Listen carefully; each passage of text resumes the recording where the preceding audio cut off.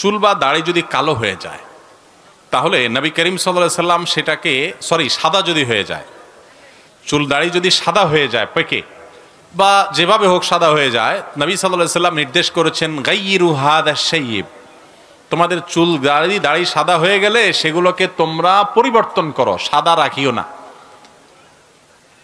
কিন্তু পরিবর্তন করতে গিয়ে মানে সাদাকে অন্য রঙে রূপান্তর করো, কিন্তু সেটা করতে গিয়ে ওয়াজান্নাবু সাওয়াদ, তোমরা কালো কালার আবার করবা না, কালো কলব দিবা না। তাহলে কি করবা?